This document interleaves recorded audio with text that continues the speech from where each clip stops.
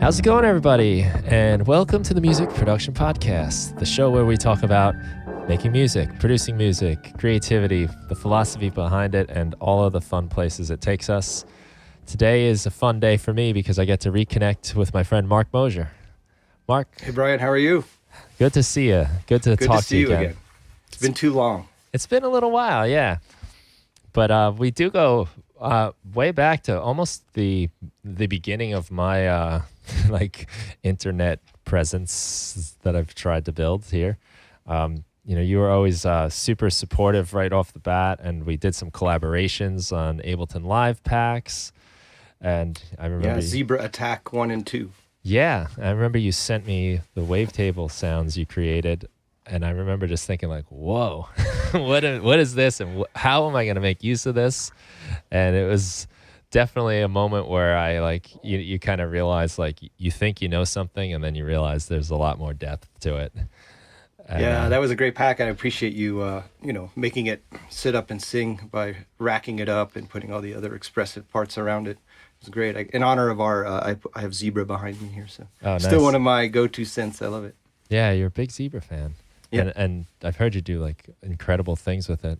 And then recently we did the wavetable thing also. We did, right? Rounds. Yeah, round wavetable, which is 12 patches, I believe, for Ableton Wavetable, and there are a couple producers collaborating on that. And again, thanks for being part of that. And your patches are so cool, and you racked them up. Yeah, that's nice. Great. And of course, they just updated it so you can drop your own wavetables in with the Live 10.1. That is a cool addition. Truthfully, I never really felt like I desperately needed it just because there's already so many wavetables. Right. But I have found some interesting things happen when you put stuff that's kind of not supposed to go in there. Right. Exactly. And misuse it. Yeah.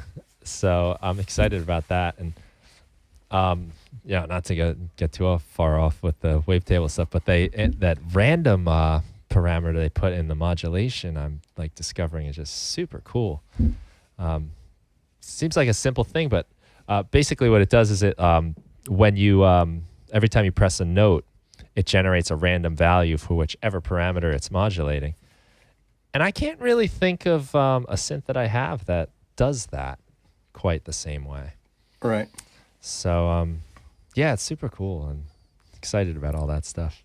Yeah, we're already off on tangents. It's great. Yeah, I expect we will be. But I think if anyone's listening and has listened before, they're probably ready for it. But maybe, before we go too far down, you can tell us a little bit about some of the stuff you do, because it's a cool body of work you've got, and a lot of interesting things and stuff for everybody, really. Yeah, well, let's see. So I live in Boulder, and I've been doing music for a long time, and if I go back to just my work with synthesizers, just to sort of the short version of this is I was in a band for a decade playing lead synth. I called it lead synth. I was the only guy in the band playing synth, but and I learned synths there and how to basically create sounds that were the same as that they were on the album. And then I did a short stint doing custom composition for picture and sound design for live theater in 2002, 2003. And then I decided to just go off and start doing solo work. And that was right around the time Ableton was emerging. Mm-hmm. So that was kind of perfect timing to kind of get into doing solo performance with synthesizers live without having to drag all the hardware around. So I went on a couple of years just working on that first album. Everybody's first album is the one that's, 5 years in the making. Yeah, a great opus. Yeah, so I did my first album in 2009. It was called Reboot. And back then, the big site you listened to music on was called SoundClick. Do you remember SoundClick? I don't remember SoundClick. After Facebook, yeah, there was a lot of music going on out there. So that's how old that album is. It's 10 years old now. So, and then I thought, well, my next journey was how do I perform this live?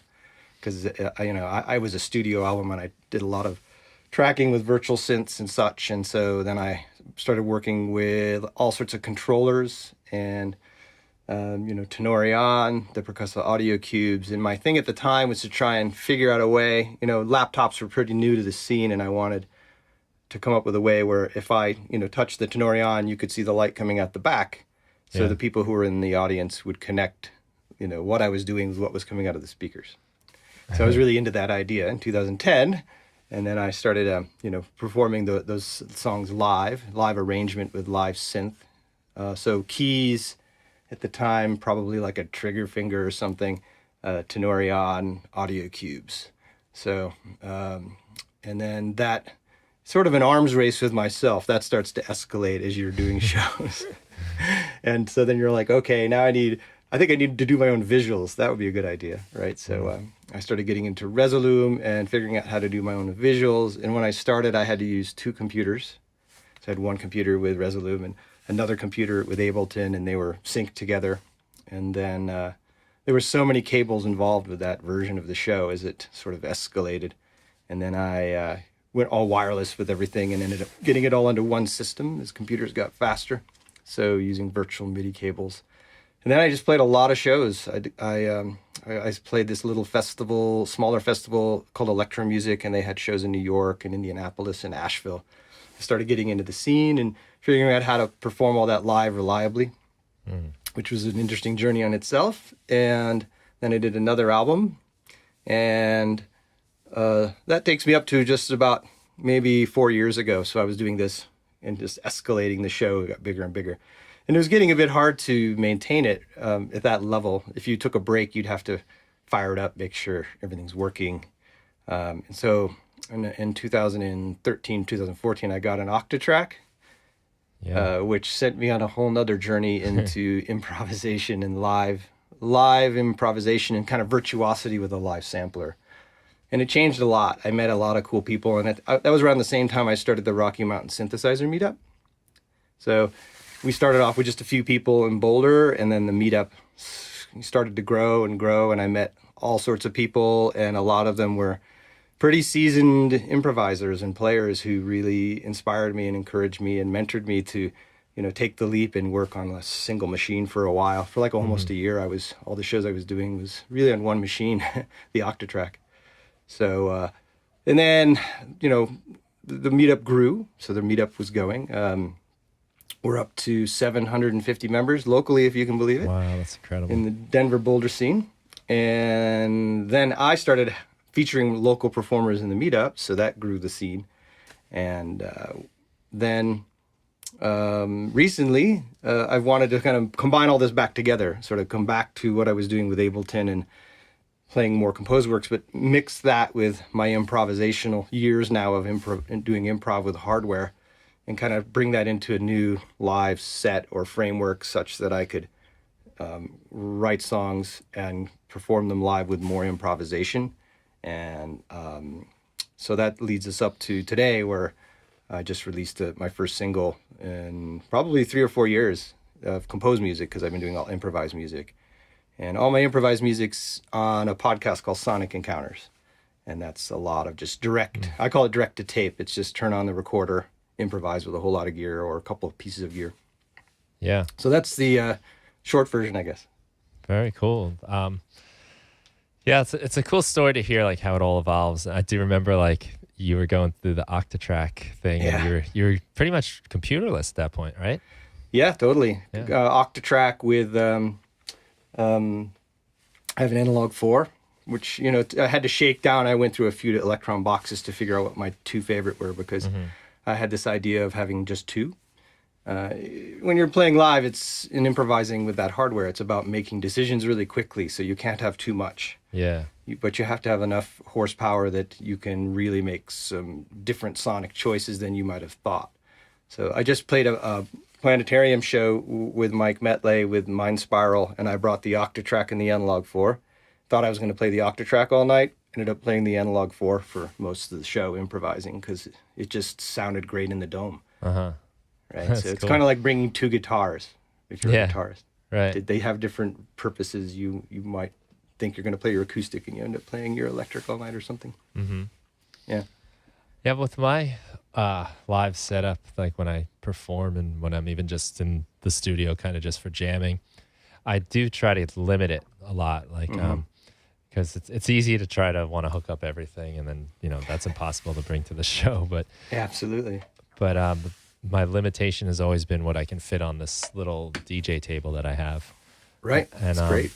And also I want to be able to carry everything in one shot, especially if I'm going out to play like in Brooklyn, in the city here.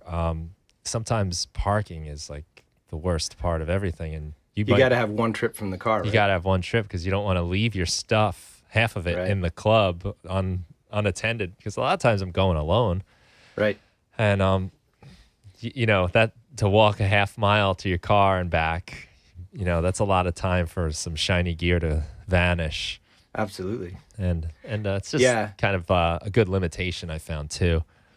Yeah, I think I've become obsessed with bags and baggage and cases almost as much as I have with synthesizers, and packing and repacking and figuring out how to pack into one carry or take it on an airplane, that sort of a thing. So I usually, sometimes I back into my rigs from the case or the stand. And we've been doing these really cool shows out here in Boulder. They're called Beats Cypher, and it's a place where I do the meetup. It's called Made Life, and the guy who basically is the director out there is artist name is J.L. Kane. That's his artist name, Justin. Anyway, Made Life, they have this thing called Beats Cypher, and Justin is the guy who runs it, and it's you have a table with two sides, and you have 10-minute set, 10-minute set, and you're allowed to set up while the other person's playing, so it's a continuous for the people who come. Cool. And it's not like a battle, it's just a come in and play, sign up on the sheet, get the slot, and go. Yeah. And so you got to be able to set up in about 3 minutes, which Octatrack and Analog 4 are pretty great for. Yeah, nice. Yeah, I like that idea. That's real fast pace too. Yeah, like dueling. Yeah, it's you got to go fast. You got to be ready. You get basically a line check and you're playing. And so that's got to be like kind of, I would guess like encouraging for experimentation, because it's 10 minutes, you know, like 10 minutes. How bad it's could fantastic. It be? You know, I mean, it really is. It's informed fails. A lot of what I've done, because it's I've done stuff like I showed up with just a Digitact a couple times and played the entire show, and it's trying to force yourself to play within that limitation of one box in a 10-minute slot, but have some sort of a cinematic arc happen with just that one box or that fast of a setup. But I find people really bring their game, and everybody's sort of leveling up every time you go to a different. Every month, it's the next. A lot of people are repeating and coming again, and it's pushing people to, really get on it, or when they get going, get the gear up and running, hit play. And so what's happening, I think, is it's good for the listeners, because there's not a lot of messing around, right? Yeah. You're just there, and it's a scene, and it's happening. That sounds so fun, and I can see how that's super productive for anyone involved. To just 10 minutes is like a very for a musical, especially I think like electronic music performance is like a very unimposing amount of time. And I think for this particular event, it encourages people who are up and coming to go for it. Exactly, and that's something we do on the meetup as well, right? You want to. You know, if you've been using your gear for a while and you have practiced up 5 or 10 minutes, it's pretty non-threatening to just go for it in that context. And for people who are seasoned, they try really strange stuff, which I really appreciate. Nice. I like that a lot. Yeah, so the scene out here is pretty crazy right now. It's Denver as well. There's a thing called Freak Boutique, which is run by some of the folks that work in WMD Modular. And so it's a modular performance night. There's probably 6 or 7 meetups related to music. There's just experimental and electronic music performances, a lot. They're happening all the time. I can't even keep up with it. There's so many going on right now. It's good. Oh, that's great. Yeah, it's so nice to be around a scene and people that are. I mean, I've really turned to the internet for that myself. Yeah, but it's so motivating and inspiring, and it gets you to do things. And I myself kind of need that. I need like some sort of thing that makes me go, oh, I want to do that. I want to try something like that and see what I can do with it. Yeah, because it's a challenge sometimes. I actually I did sometimes in the modular world out here anyway, Electron is allowed sometimes. So I did a freak boutique once, and you know, it's just fun to try to get in there and be in a similar type of music is what they're doing, but using cool. completely different gear. You see a lot of Electron boxes in the hardware performance space, no matter what someone's doing. It seems almost like it's almost like its own genre in a way, where not necessarily like type of music, but the people that are into Electron, it might as well be its own instrument, like that whole company and their workflow. I've got the analog rhythm. Do you? Which I really do like a lot, and definitely don't have a full grasp on.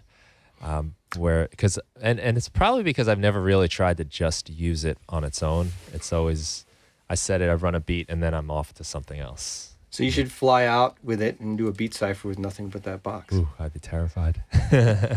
But for 10 minutes, I guess I could suffer through it. 10 minutes. How bad could it be? You know, it's going to be great. Yeah. And I think that, I tell people it's like learning to play clarinet or something. When you learn an Electron box, it's going to be squeaky and annoying for the first month. Yeah. And whoever's your roommate or spouses or whatever, they're going to be like, what are you doing? That sounds awful. And then one day it clicks and you start to really appreciate it. Yeah. I guess I've trained my wife to be very unaffected by some of the weird stuff I do. And there are some times where I'm making music and I realize I've been like listening to something weird that I'm doing for an hour, and I think like, I can't believe she hasn't mentioned how like bizarre I'm being right now. Are you okay down there? Is yeah, okay right. Like, hey, what are you doing? Exactly. It's great though. Yeah. Oh yeah, that's I love getting lost in it, you know. I'm like because you can find yourself going into these new worlds, and it's very helpful for when you have to come back to your real world to get a little break from whatever's bothering you, whatever, you know, problems you have or complications in life, to step away and go into crazy synthesizer world or weird electronic, you know, explorations. I think and I think for me, one of the advantages of going off and doing sort of the hardware journey is that, and there's some people, one of my mentors is Dino J.A. Dean, who he has a blog, and he's been doing sampling since the day of tape. And he played in punk bands way back in New York City, and he plays trombone, but he's really about kind of approaching it as an instrument as a whole, regardless of what it was, whether it's just an Ableton rig or the Electron rigs or whatever. So I think when you come at that way and you start thinking of it as an instrument and it's ready to go, you just flip on the switch. Then you can just hit a tape recorder and do something. And maybe it's good enough to release, maybe it isn't, but at least you're doing a session of some sort. And making music, and you're not spending time configuring. You're just playing your instrument. Yeah. So no matter what it is, whether like the Octatrack's sort of a modular sampler, so you have to create your own templates for it, such that you don't spend all your time setting it up just to do a session. Right. But if you get it set up, you turn it on, then you're off to the races, right? I think Ableton's the same way. Oh yeah, it is. And the breakthrough for me, when I really got into using Ableton Live, it was also similar to you in that the band had broken up, and trying to do things on your own. Exactly. And it was I realized I was coming from Logic at that point. I'd been dabbled in a few others along the way, but I was like, wow, this is making the studio an instrument now. Yeah. And I felt like I'm playing the studio. And that just train of thought really made it a lot more fun. Whereas in some of the other DAWs I was using, I was like almost fighting against it to make music instead of playing it. Yeah. And, playing it, that's the word, play, right? Yeah, exactly. And I was using FL Studio and Sonar when I was doing custom composition for picture, mostly Sonar. And I started with Live 3. And it didn't have Midi yet, I don't think. And I made the big leap to Ableton 100% with Live 6. And I just said, I'm going to go all in for everything, use it for everything, and not use anything else. Yeah, I think my and first taste that's when of I Live learned it was really well, 7. when I forced myself just to work with it as an instrument. Yeah. And I think Push, too, I had Push and Push 2, you know, kind of transformative for what I've done, and for many people. Yeah, I agree. It's my favorite way to interact with the software, and but even just all of those kind of grid controllers when they came out, it was really exciting for me to be able to take my songs and my parts of my songs and throw them together and mix them up, and you know, I was so excited to just put in all my clips for one song and then right under it all my next song and the next song, and just what would happen if I took the drums from that song and put it in here, and it was such a fun adventure. Well, the weird thing about when I was, you know, from 2010 to 2014, when I was playing out live with my laptops, is that I never used a template on purpose, and I always composed from scratch. Wow. Cool. So that's why every song is completely different, had completely different VSTs, had completely different MIDI mappings.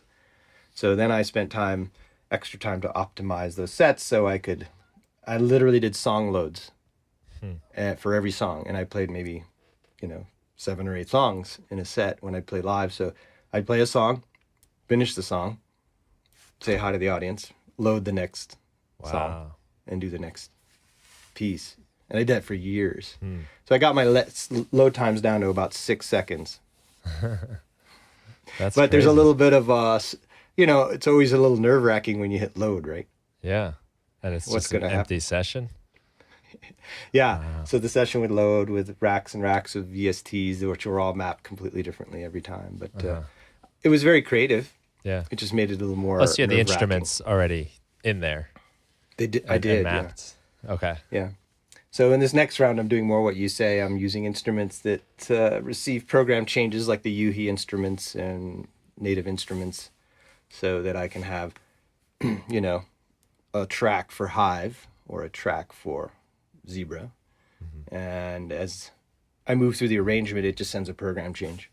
So I don't have to have 15 copies of Zebra running. I can have 1 or 2 and then automate the program change as I move along. Frees up your memory and computer's power for Resolume, I guess, right? Yeah. But I kind of think it brings you to the idea of, you know, you get a bit trapped, right? I was doing it one way from 2010 to 2014, and this arms race with myself, and I couldn't really change it unless I would go offline and stop playing for 2 months and try to rework it. So by taking a break for 4 years to work on improvisation, it just sort of forced my hand. It's way faster now to start from fresh and then do it the way I probably should have done it in the first place this year. So I'm much more of a continuous set load sort of a thing going on now, which has its own challenges. Yeah, well, my kind of live performance set is the same file, save as or just save over for probably like 8 years. Wow. And it keeps evolving and changing, but it's, you know, it's that same file. You could probably trace it back somehow all the way to its original form. And but I do know what you're saying, that you kind of feel like, well, I'm stuck. All my stuff is in here, and I have to play this way. Yeah. So I still have I'm getting the old songs dusted off in their old form. I can still load them. They all still play. So if I want to play an old one, I probably will convert them to the new format someday, but I'm too busy writing new songs. So right. My approach has been to, how about I just write a whole lot of new songs and I don't have to go back and do all the mechanics of prepping it for the new format, right? Yeah. Well, that's like really probably the most fun part in a lot of ways, is just starting, even before you even touch anything. Just here we go. That's probably, if I could, you know, discipline that mindset a little bit, I'd get a lot more done. Yeah, I think for me, I've really, I didn't, you know, improvisation is, of course, real-time composition, and I hadn't done studio composition for a number of years. I just took a break, and I just started getting back into it again, and trying to find new ways to do that as well, where I can use things like, you know, Apple Pencil or whatever device I have with me to, and I'm working more on the piano roll, if you can believe it, even though my background is a keyboard player. I'm doing a lot more work on the composition side when I'm creating things in the piano roll, using iPads, and also I have Microsoft Surfaces with the, pen. Yeah. So I'm doing a lot more than I would have thought, but I don't know. I think the pencil's quite fast on the iPad if you're entering notes.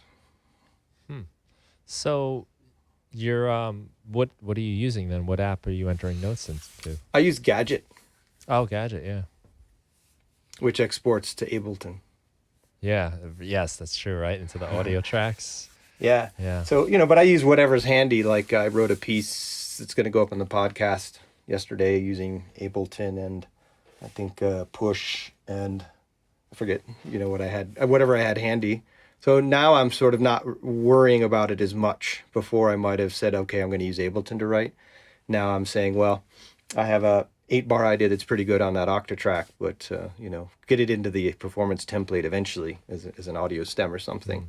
So I've really separated, I guess what I used to do would be, you sort of converge where you're like, I want to have be open and come up with a lot of creative ideas. And at some point you have to diverge down to get it so you can perform it live, make a lot of decisions, or you'll never finish. And I think that cycle in Ableton for me used to be, I'm going to create this song, go up the hill, and then I'm going to come down the other side and I'm going to get that into performance shape. Now what I'm doing is iterating constantly. Throughout the whole process, I might back up and say, well, part of it could be something from the octatrack. I'm just being more free about, everything's becoming my Ableton food, and I'm being more free about how I get it in. So it could be from the, working in the piano roll with a pencil, could be just, riffing and improvising with the octatrack or the analog 4. And then then bringing that into Ableton and then improvising with that again to try to create something that is even different than that. So a lot of so I did 3 albums, and the third one was an awful lot of rehearsing live and hitting global record, even though there was a lot of instruments going. And even with the live arrangement, it was as if I was performing the song live, hit global record, pick my favorite take, do a few tweaks, and then master it from there, mix and master it from there. So I'm doing that more outside with all this stuff, just trying to bring all my chops in from the last few years of learning improvisation back into something structured. That makes sense. Yeah, yeah. Well, a lot of the way I write, especially when I decide to go on my little, I think of it as I got like 2 stations here. I got kind of the sit down station, and then I got like the stand up and more performance station. Right. But that's my instrument, the stand up spot. And I do the writing there, and the songs really start out live, and then I have to make them into the recording. Whereas I think, when I'm sitting here, I'm making the recording more, and then I have to figure out live. But I really like the way of it really, I guess, speaks to my background as like a guitar player in bands, where you jam out on the song and you figure it out, and you kind of, over time it starts to take form. Whereas if I'm opening a new session, sitting down to like write the song, it's hard to like just decide, all right, this part's 4 bars, this part's 8 bars. And there's, although that can be very fast and productive, it doesn't always feel natural. Right. I had this song, it's called Dormant. It's on my 3rd album. And I just finished the 1st album, and I was rehearsing and getting ready to do a house concert to prepare to play my first festival that I flew out to. And so I'd never really performed this stuff live. I invited all my friends over to have drinks and listen to the set. And I realized that I didn't have enough material, so I wrote this song called Dormant as like, and hopefully to get an encore maybe, right? In case there was an encore. So I played that song out for 3.5 years before I recorded it. and I just always I played it every show just about, and it was just a real cool jam song, really dark and dirgy, and people liked it. And then I evolved it, and then I got meaner arrangements that were more nasty, and I just kept escalating it to the point where I was like, okay, now I'm ready to record it. And it was like 3.5 years. Well, one of the issues I do run into is like I can't commit to it after a while. Yeah. Whereas like, it's different every time, so there's no like way it should go. Yeah. Yeah. So to record it in just one version just doesn't seem like it captures the whole idea of the song. Yeah, it is fun to see it evolve. I'm not gonna skip it for this next round of live shows just because I've played it so many times, but I'll probably bring it back someday. That's cool. Maybe as a bit, as like a 8-bit. Oh, fun. Yeah, there you go. Really change it up. Yeah. Oh, I love that kind of stuff. So I think. Go ahead. Sorry. Well, I was just going to bring up your new single, Disconnected. Since we're on the topic of the fun things you're doing, and this was more of a studio effort, you said. It's kind of a hybrid. It was a first try at a new way of working, and what I did is I also wanted to write a song that was, which would be really fun. And some of the stuff I've written is because of my work doing custom composition for picture. I think a lot of my songs on my albums are like these science fiction trailers and science fiction themes. And sometimes I don't get to maybe the juicy part of the song till you're 3 minutes in. Okay. And I decided for this song, I just wanted to really have a short song that had a lot going on and leave people wanting more. But then that would be the core of a 10-minute improvisation, right? All right.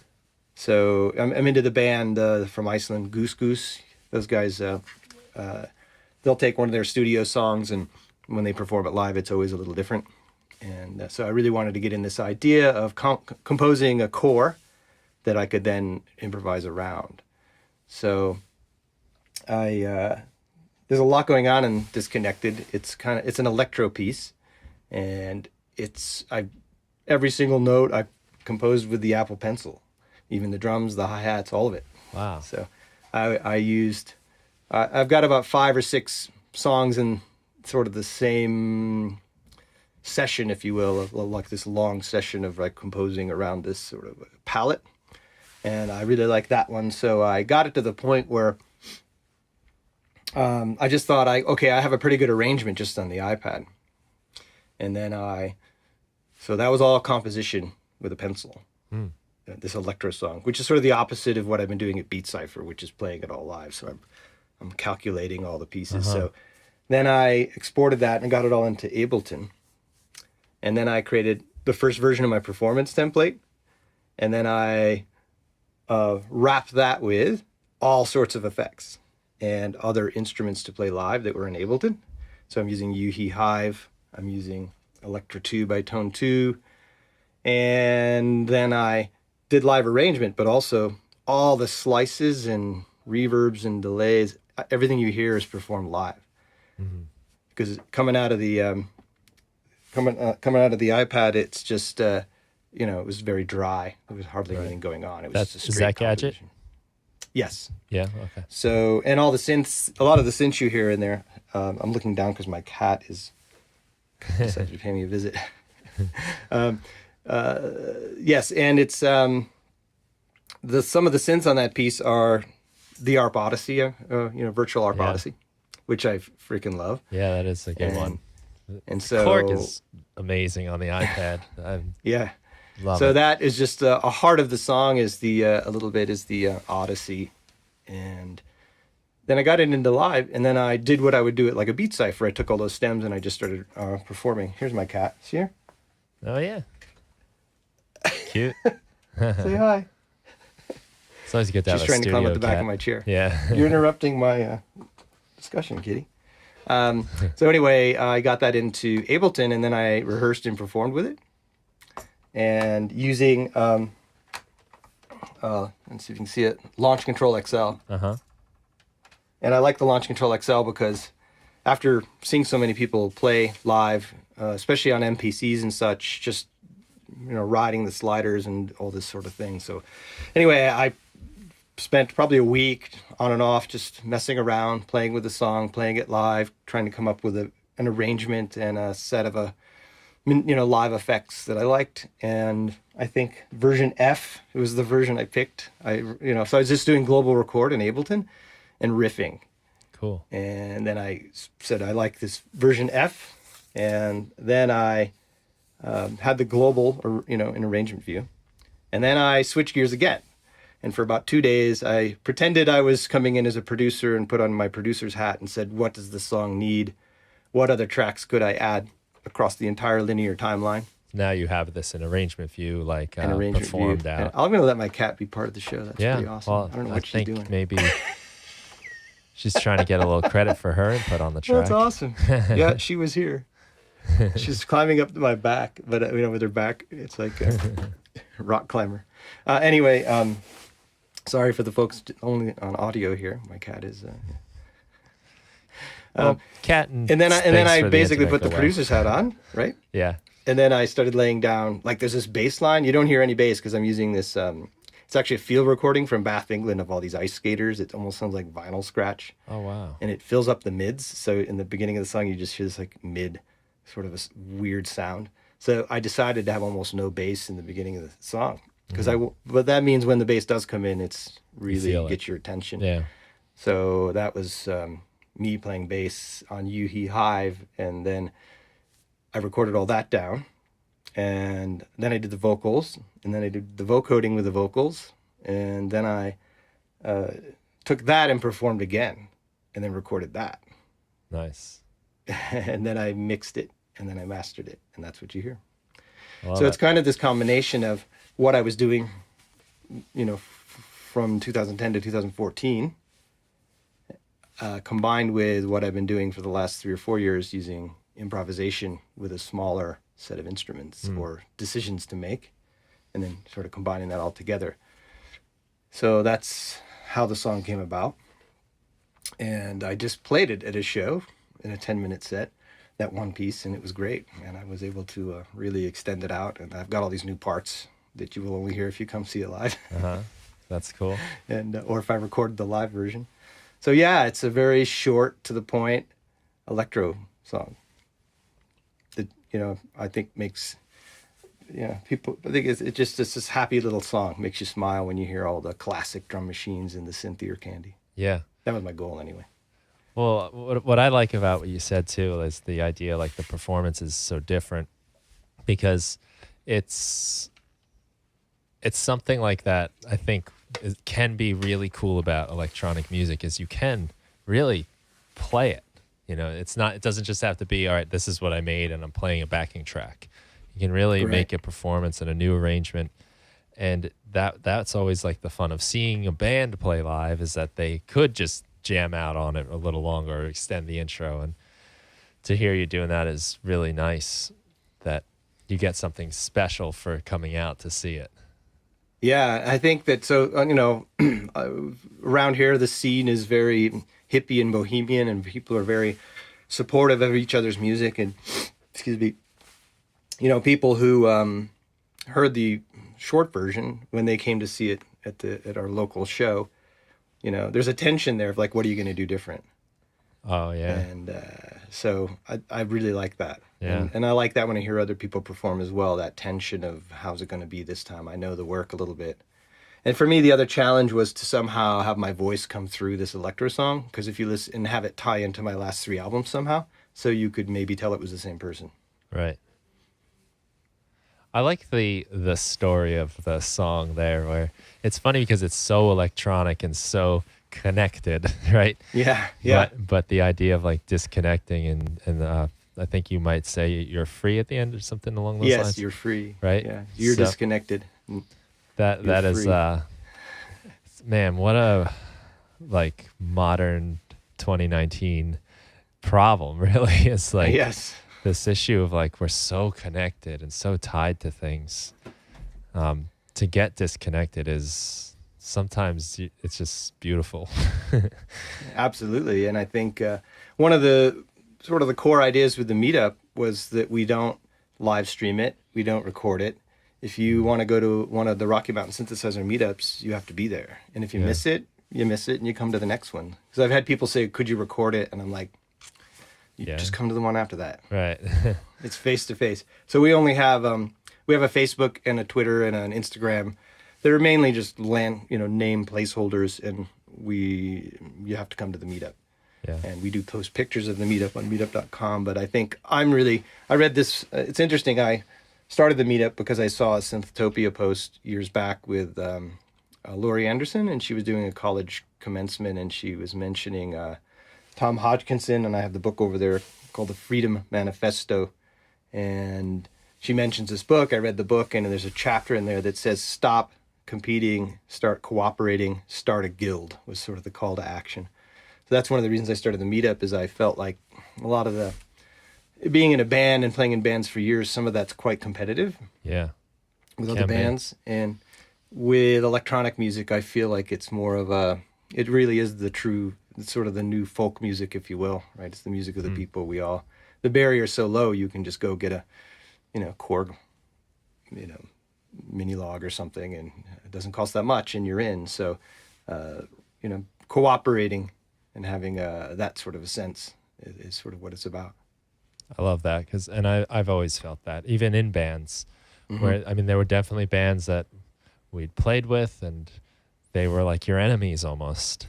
Yeah. And like, things like counting at the door, who's for who, and squabbling over that stuff, and, booking shows purposely to compete with your show. But the bands that stuck around and the bands that did the best were the ones that formed community and that joined together with other people and made a scene, so then now our fans are coming to see your band, and your fans are coming to see ours, and they're telling their friends, and it's not like it's not like you're going out to eat and you're either going to go to McDonald's or Burger King.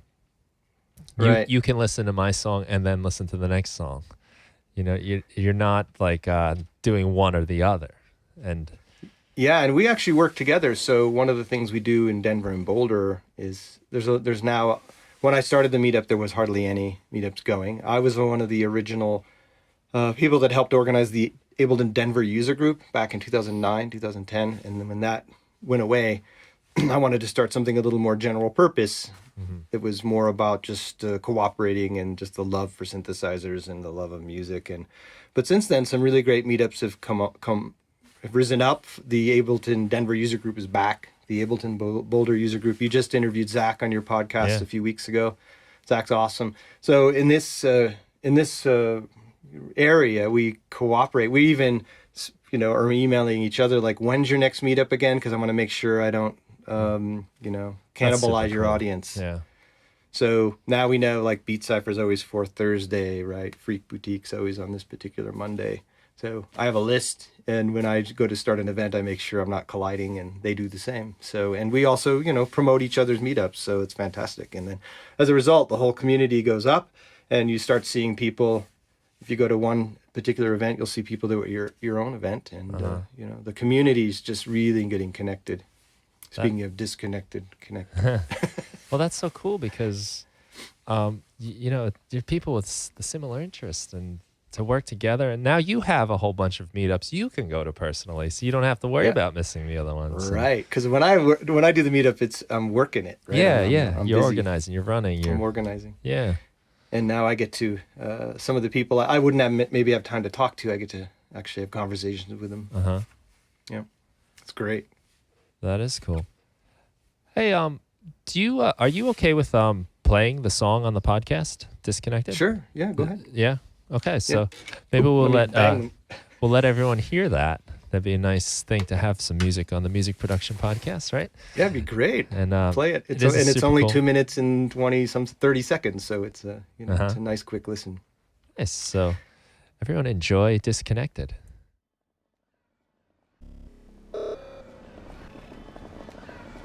You are disconnected.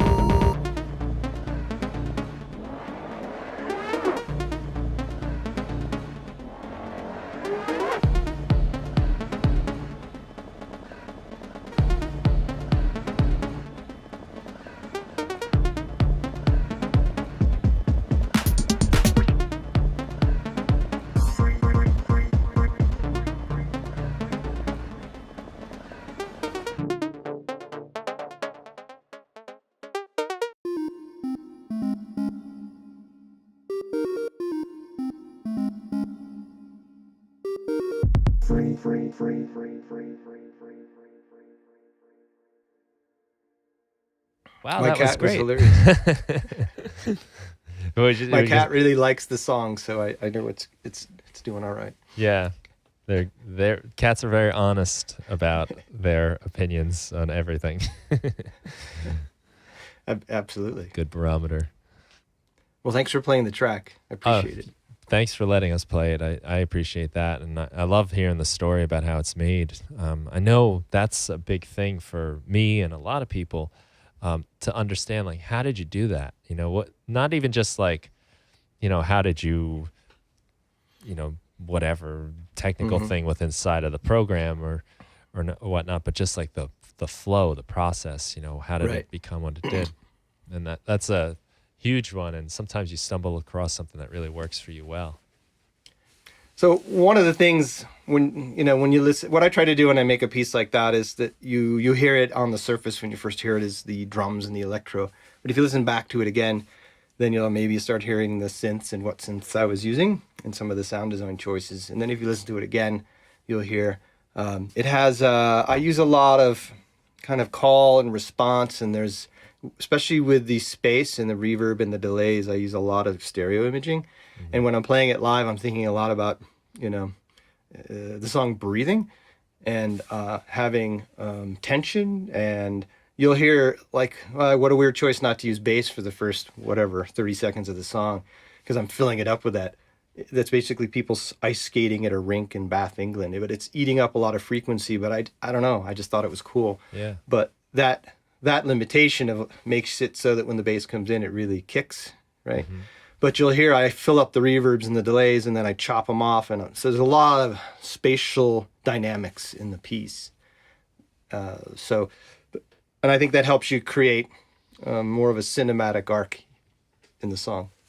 I think that's if you want to listen to it more than once, right? Yeah. Well, let's play it again. No. Keep Which playing. is, you know what I mean? That's a tough thing to do, because sometimes I'll play a song, and I think that's also gets better every time you improvise it. Every time every time you perform with it. Well, whereas if you're just doing it studio in the cans and you're doing it, sometimes you get too much surgical precision. Yeah. Yeah, there's like a nice kind of dirtiness and natural thing that happens when you're doing it live, when you're actually turning the knobs instead of drawing the slope or something like that. Yeah. I think the idea, though, what you say about like the dynamics and like leaving the bass out, for instance, I remember the first time I noticed this in a piece of music, you know, and as I was younger learning guitar, I was listening to 1979 by the Smashing Pumpkins. Yeah. And the bass doesn't come in right away in that song, and it comes in like halfway through the verse or something. And I just remember it was loud, you know, on a big system. And then when the bass came, I was like, whoa, I didn't even know there was no bass. And now, whoa, I didn't know there was all this extra area to fill. Right. And sometimes you have to make a sacrifice on one part of the track in order to make the other part sound bigger, because big is a relative term. You can't have big without small. I always think, like, you know, King Kong is huge until you put him next to the planet Jupiter. If you put him next to a dog, yeah, he's huge, right? But it's all relative, and whether it's bassy, whether it's loud or quiet, it's important to know when to maybe sacrifice something in one place so that you can make it count in the other place. Because as you're doing a track, especially I think when you're by yourself too, it's very tempting to make everything monstrous and Mm-hmm. everything over the top. And suddenly nothing's over the top because they're all competing with each other. Right. Yeah, I tend to mix in anticipation of mastering. I don't throw mastering plugins or limiters on as I go, Mm-hmm. which makes you have to be more responsible with your sonic energy, I suppose. Yeah. Yeah, that's a discipline in and of itself too. Yeah. Yeah, and plus I listen to these things as most people do over and over, and you know, you get less fatigue True. if you have more space in the music here and there. But you know, it's just I don't know. It's I think people, what I like to hear when I listen to other people's music is hear their choices. You know, I like to have enough room in the music where I can hear the choice they made artistically as they go. Well, as I think opposed to too many notes, maybe. yeah, sometimes that's Miles Davis, right? The most important notes are the notes you don't play. Right. And I think too, like, you know, you're so big into sound design. I love sound design. Like, sounds themselves get me excited to make music. And you might have like a super cool detailed sound, but every new thing you put in there, you know, hides some of those details. Mm-hmm. And you don't get to really experience the sounds as much. And there becomes a point where individual sounds just become one sound. Right. I think this happens with people too. I notice this as a teacher in my classrooms. If I have like 15, 20 people in my class, there's John and Mary and Sam and whoever are in the room.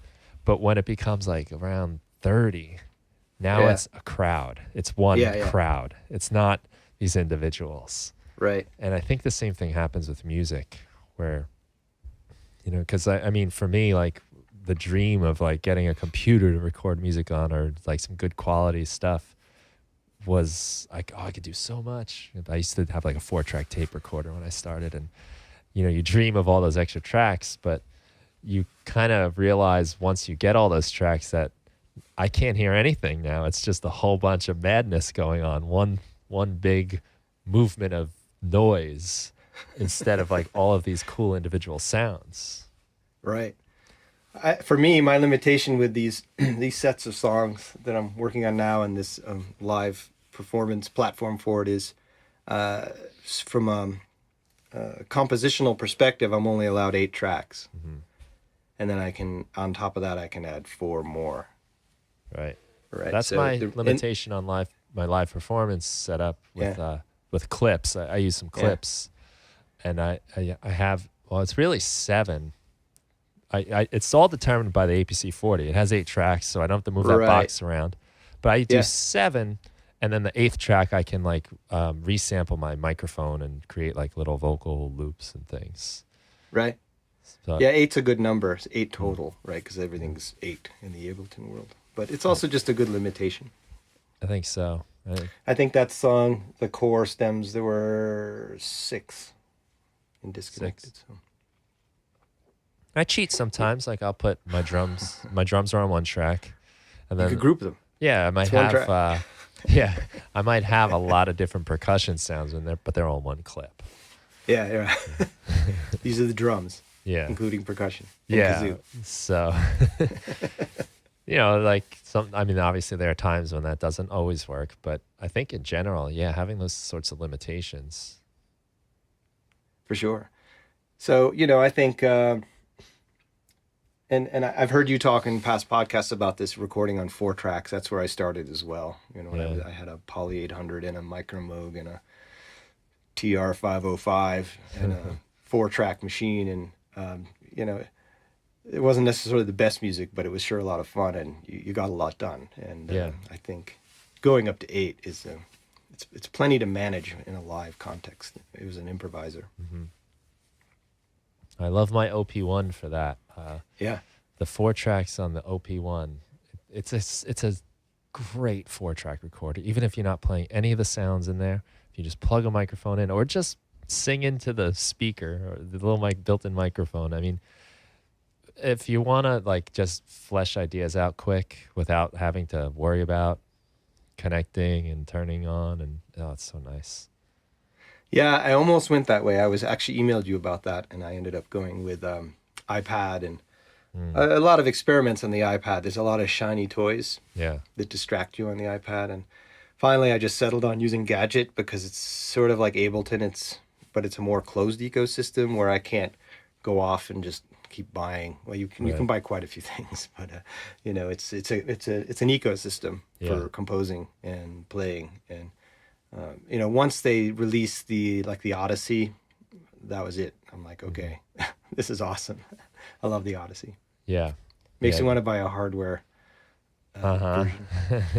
Yeah, that was a funny thing I realized in getting into synthesizers. My first experience with synthesizers were through the computer, with whatever Pro Tools had in like 2005. That was like really my first with an actual synthesizer. And I remember thinking like, there's no reason to ever buy a synthesizer, I got all these cool things. But the more I got into them, I was like, well, and it was, I remember it was the MS-20 app for the iPad. Right. And as soon as they announced the mini MS-20 re-release, I was like, oh, and I really want that. And that's actually one of my favorite pieces is that MS-20. It's so playable. It just, maybe it's partially, I think, the setup too, the way it's angled, and it just encourages you to tweak. There's no presets, so you have to tweak, and nothing's precious. I love it. Right. It just sounds great. Yeah, I think the probably my favorite hardware synth is the Nord Lead 4, and it's so misunderstood. And they came out with it, and I'm not sure people understood it. And then they about a year later came out with a Nord Lead A1, which kind of the innovator's dilemma had, even though it was cheaper, had some more features on it that the Nord Lead 4 didn't have. But then they also cut off some really essential things that if you're improvising, you need the Nord Lead 4. So that's another instrument. I started performing with that in 2014, and it's in my podcast a lot, where I'll just perform on nothing but the Nord Lead 4. And why it's special is that it has morphing. So there's 4 instruments in it full on, each with its own effects processors. And every single parameter, for a single patch, you can have 7 states. So you can hold down a button, turn a bunch of knobs. So no, you're not doing a matrix. You're just playing and you're like, okay, I'm going to hold down a thing called an impulse morph, turn up my filter, turn up distortion, open the delay, speed up the arpeggiator. When you let go of the button, it goes back to where it was. Oh, wow. Press it again. That's a discrete jump. Yeah. And then you can manage that up to 7 of those. Plus you can morph between things with the mod wheel and with velocity. So it's like, for improvising, it's pretty killer because you can, you're not menu diving. You're not trying to there's no matrix, because if you want to assign the mod wheel to something, you press this button that says wheel, turn the filter up, let go. Now when you turn the mod wheel up, it scales the filter. Oh, nice. So it's easy to. It's very decide. Misunderstood though. You don't see them out there much, and I use it all the time. That reminds me a little bit of one of the features on the analog rhythm, and I don't know if the other Electron pieces have, but they got like that. It's the performance mode, and I think also scenes. Mm-hmm. So you can. Yeah, it has scenes per pad, right? Yeah, and I think and this is one of those features I've done more reading about than actually using, but I believe the way it works is you can kind of like use pressure to affect like however many parameters you have attached to each pad, which I thought was a super cool idea, that you can decide like, all right, when I push down on this particular pad, these 18 things are going to start moving around. Absolutely. Yeah, you should get into that. It's the Octatrack has an A/B system with a slider, like a DJ slider. And so A is one state, B is another state, and then as you move the slider, it interpolates and smoothly morphs between every parameter. So it's the same as on an analog rhythm, like pushing down on the pad with pressure. Right. The advantage of the rhythm is you get whatever, there are 8 pads on that. You get 8. 12. 12 morphs, right? Yeah. On the Octatrack, I get 2. So it's pretty powerful. I believe, what was that called? There was I guess it's still around. There's a Max for Live patch on Ableton Live called Capture. Mm-hmm. Wasn't it? That might have had something to do with like Richie Houghton or something. Yeah. But that was the same thing where you could move everything around, capture it, and then, go back. go back to two different like states, almost like presets of the entire session. Yeah, Machina version 3 has that. They have these locks, so you can lock the state in return. And I think maybe MPC Live. For live improvisation, it's pretty, it's an important idea. The other thing a Nord Lead 4 has is mutation. So you can mutate and you can mutate just how extreme the mutation is, but you can also do a recursive mutation based on the seed. So you can say, I've got a bass patch and then I'm going to mutate it, and then I'm going to mutate from that mutation, and you can do generations out. And then you can rewind back. And you can do that in hardware. Wow. So you don't read that in the manual. I mean, it's in the manual, but nobody makes it to page 37. That's crazy. And it's not in the demos, I don't think much, right? It's probably a tough one to, I guess if you're doing promotional materials, right? It's a tough one to be like, this is why you should buy this thing. But that's mutation, man. That's what it's all about. Everyone's doing mutations. No, it's cool. Just talking about this with you is like, it's silly that I ever buy another piece of gear for the rest of my life. I mean, there's just so many untapped features and so many of the things I've got, and things you forget about that you used to do, and all the possibilities. I saw your blog post on NAM about gear acquisition syndrome.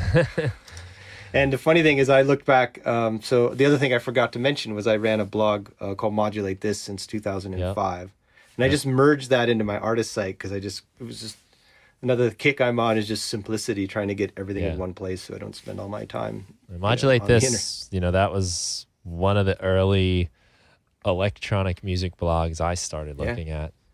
So I took every post for 13 and a half years from the archives, and I just merged it into my artist blog on markmoshermusic.com. So all those articles live on, and the old URLs still work. I just mapped the domain. Nice. So they all live on. And I was looking around, I saw your post, and I'm like, I think I did a post like that. And I looked, and I think it was the one of the Moog brute, bass synths came out 5 years ago, and so I thought, like, what could I make that sound that I'm hearing? They were doing like slightly detuned oscillators and getting this pulse going on. And I pulled up Yuhi Ace, and I I wrote this whole article about how to do what they were doing in the sales video for this Moog, using a $69 synthesizer. Wow, that's cool. Yeah. So I was with you on that one. I'm like, I do like new gear, of course, but it's so tempting. So it's also a really interesting challenge to try and emulate. I have another in one of my podcasts. I wanted to emulate the Swarmatron because I don't know how much they cost, but I think it's like over $2,000. I feel like I saw Trent Reznor using one of those for the like Gone Girl soundtrack or something. Yeah, I saw him do that, and then something related to the Gary Anderson and the Thunderbirds. There was somebody doing some exhibition, and they had a Swarmatron there, and I'm like, I'd like to make that. So what I did is I sampled a single cycle waveform off of the Nord Lead 4, put it in the Octatrack, and I made a 7-track version of a Swarmatron. And so as I move the slider, it does different detunings, and I got pretty close to some of what you hear a Swarmatron can do using the Octatrack. Wow, that's cool. Well, it's a pretty cool piece. I do tell people a lot when I'm I do the Berkeley Online class. We're doing it's a sampling class using Ableton Live, which is so fun because there's no limit to what you can do once you start sampling things. Yeah. But one of the big breakthroughs for me in my learning about how to make music and use the computer and use, all this stuff we have was I decided, to stop illegally downloading plugins off the internet in the dark alleys. And because I spent so much time doing it and made no music and had all this software I didn't know how to use anyway. It was a total waste of time. But the valuable lesson was that I decided to delete all of that stuff and just focus, because I had all the stuff and a DAW I didn't know how to use. So I was like, what am I doing? So I was like, let's learn the DAW first. And it was kind of like during that time period when I went from Logic to Live, and I've really focused on the stuff in Live because I knew it was more stable too for my live performance. And I found like a lot of the things that I could pay good money for plugins, you know, with the right know-how, you can really recreate through like making instrument racks and audio effect racks and clever modulations. And even if you didn't quite nail it, you got your own thing now. Right. It's unique. Yeah. Yeah, and I think what I'm doing is as I got to the end of that sort of arms race with myself when I was playing that solo show, I don't know how many plugins it was. You know, I started collecting plugins in 2005 or something, and it goes on up to about 2014. And when I started over now, I'm like, I'm going to start with a fresh machine, and I'm going to load just essentials, and I'm going to try and recreate some of my old sounds using these plugins that are support MIDI program change, plus are really easy on the CPU, like Yuhi Hive, for example, and just really fantastic synth. So that's been a challenge, but it is growing a little bit lately. I've been adding a few more in, like, I kind of miss using... let me install that one. And I did some, but I like the idea of simplicity. And I did some factory sounds for Rob Papin's Blade when it came out, which is a super unique additive synthesizer. So I have some sounds in the factory presets. And I was a Predator fan. And in this next round, I'm thinking, I do like the character of Rob Papin's work. And he has this new synth he released last year called Go 2, which is really simple, everything on one page. And I've just been playing with that a little bit, and, you know, it sounds pretty amazing. It's got this XY morphing thing. So, you know, it's cautionary, though, how much down the rabbit hole you go, again, with VSTs. So I'm doing a little. You know, I'll probably end up picking up, I know they're going to port gadgets to Windows when they go to Gadget 2. That's supposed to come out, so you can run the actual gadgets as VSTs within Ableton on. That already exists on the Mac, but I run on Windows. So I'm kind of excited to get the Odyssey running. Oh yeah. Yeah. Well, have you ever? I don't know how. I guess it would work the same way, but you should be able to. You hook the iPad in with the digital cable to use it. I mean, it's an extra thing you got to hook up, but I, you know, that's what is it I'm using? Studio Mux, Mux MUX. I think that's what it's pronounced, like Studio Mux, but it allows you to send audio and MIDI over your Lightning cable, right? And then it shows up your whatever app. It's like a little plugin window. And one thing I didn't really mention when I was improvising, I was doing, at the time I had a Blofeld desktop, and I had a custom lemur patch I wrote for I called Spiders, and I could touch the screen and it would launch these shards of lines that would launch notes. And so I was doing some iPad work with custom lemur interfaces to the Blofeld. And I was in, so the other thing that's come out of like all these improvisations and the meetup is I've gotten involved with lots of ensembles. So Darwin Gross from, Cycling 74, he and I are in a duo called No Poem, and he would play his modular and I would have the octatrack. And at the last time we did this, I had the Blofeld desktop and the iPad with a custom lemur interface. So that was pretty cool. So yeah, I think it's a great surface, being able to combine it in without having too much going on, though, right? If you have to app switch too much, or you don't want it to crash out, or do something really weird, or get an email notification in the middle of the set. Yeah, right. Because I only have one iPad. Right? So yeah, exactly. And but I'm in another cool ensemble with the octatrack called the Carbon Dioxide Ensemble, with Victoria Lundy, who's our thereminist in Denver. She's like an amazing thereminist in Denver, and her husband Tom plays a copper heart that's huge, and he puts on protective gloves. Copper heart, a huge heart made of copper, and he puts on protective gloves and goggles, and he takes dry ice, and he touches it to the copper. What? And the copper, when it gets cold, starts to tear at the micro level, right? The metal fibers are shearing, and the heart starts to vibrate and make noises. And then I have a contact mic on it. And I run that into the Octatrack.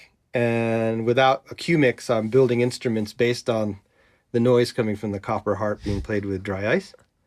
And then Victoria plays theremin to accompany us. And we've done a lot of shows, man. And we opened for Denver Noise Fest. And the funny thing about it is it's super immediate. It's like real-time music concrete. I'm using the Octatrack to build instruments with the heart as my source. And I have to wear safety goggles because dry ice is splintering off. It's That's pretty awesome. like the craziest thing I've ever heard. Yeah. I'll Do you send have you a video link of to that? one of our... Yeah. I think everyone, and myself included, needs to see that in action. I'll send you a link to one of our videos. Carbon Dioxide Ensemble. Wow. Okay. Theremin, copper heart, and Octatrack. So, But I think that's also an outcome of just, going off and improvising with that limitation of just the Octatrack and also the meetup and the scene. And we met each other through the meetup. that's so cool. Yeah. Those kind of crazy improv sessions. I've got a couple friends where we'll get together and it's just like anything goes. And the beauty of it too is like it's not music for people to listen to, really. it's more just for us to enjoy the moment of making it. And I think we actually did a convocation for the Lamont School of Music at the University of Denver. And we got this, it was a great review from Westward Magazine, and they were like, the Carbon Dioxide Ensemble brings extremely challenging music to the Lamont School of Music. And I would say, though, that's the hard part, is to take something as harsh as that and make it palatable for 15 minutes or 20 minutes or whatever you need to set for. Because it's shocking when you hear it at first. I believe But then that. to turn it into something musical, that's the challenge, right? Well, And that's the beauty of experimental music. that's a cool visual, it must be, though. I mean, Right. So I do interactive visuals with live camera input. So I heat map the heart, and as Tom's going up with the ice, we project it on the big screen, and it's pretty different. It's really fun.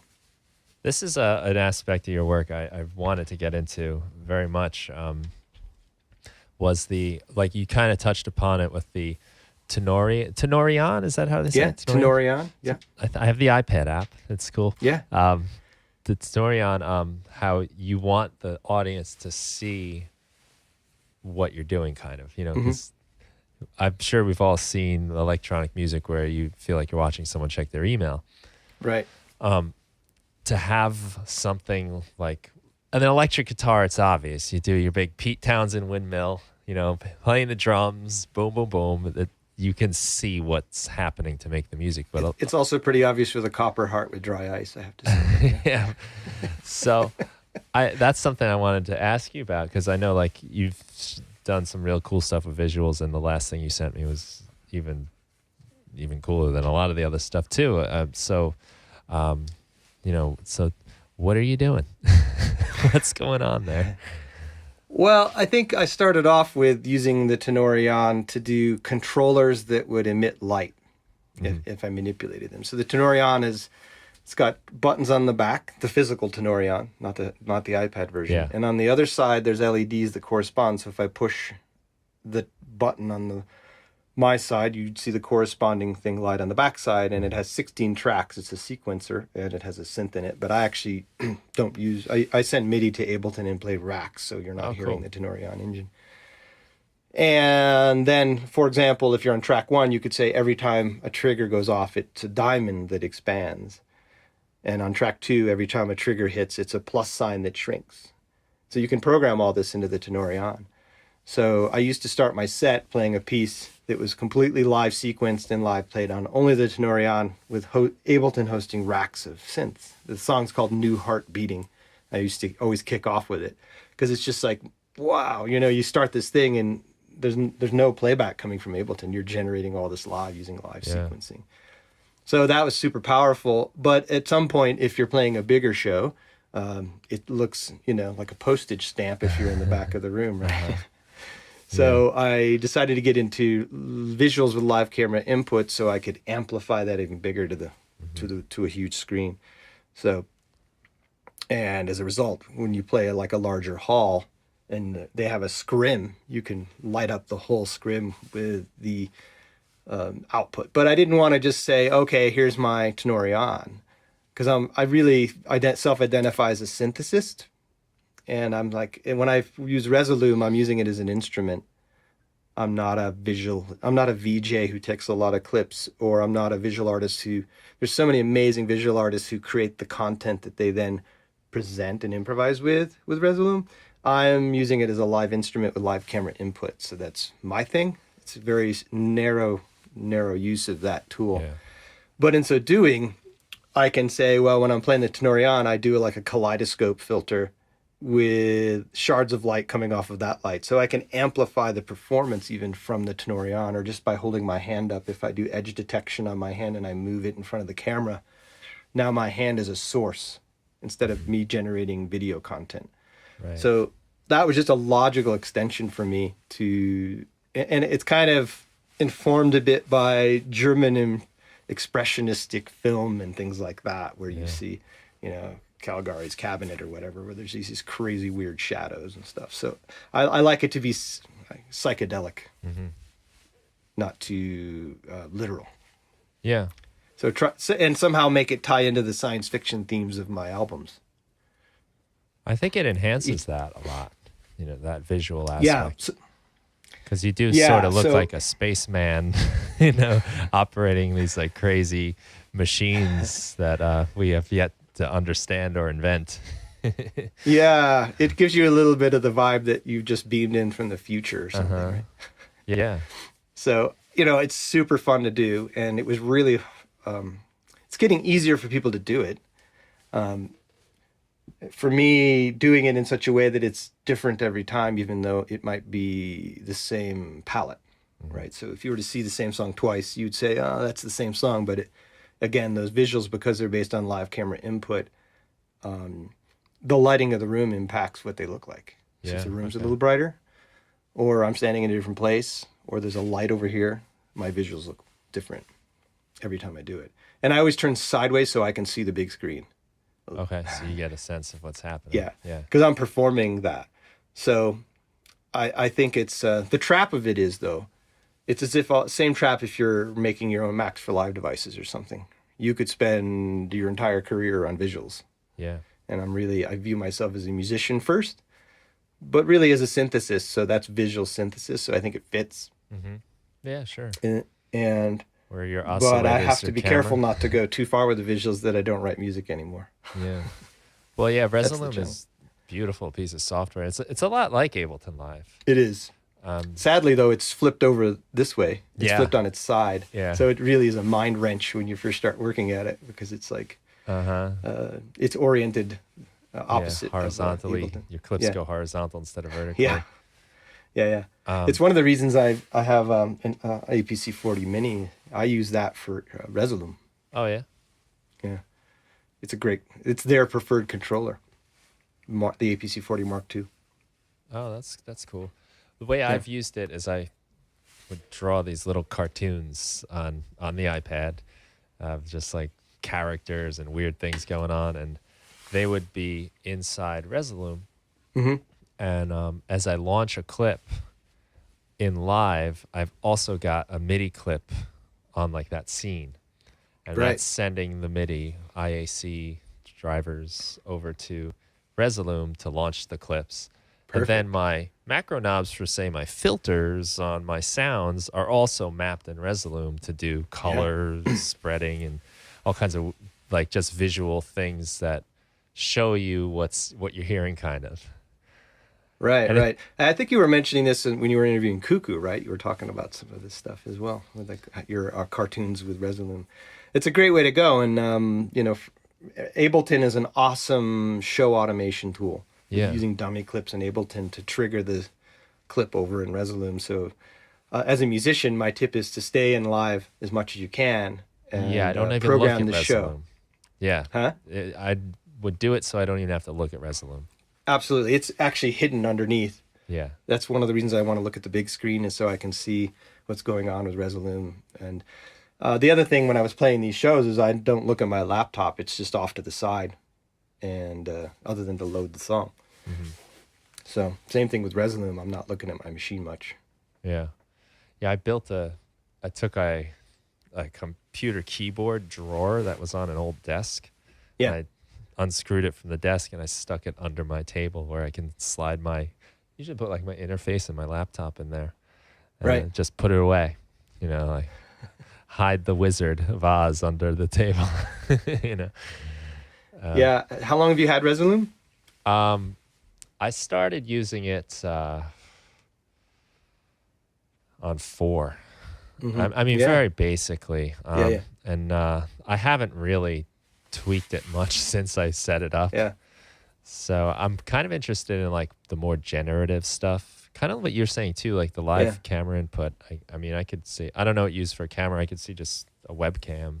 Just Yep. I use a Logitech C920 that's cheap the one, camera. That's the one I have. Yeah. And I hook an extended USB cable up on it so I can. And at some point when the show got complicated, I had 2 cameras. So I had 2 camera angles, Nice. and that got to be a bit much Yeah, I to guess play so. music plus manage 2 camera angles. But Yeah. it looked pretty cool.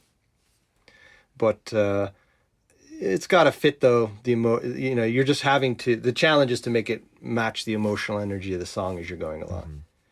So I do like it. I'm actually going to go playing in Asheville, North Carolina for Mountain Skies in May.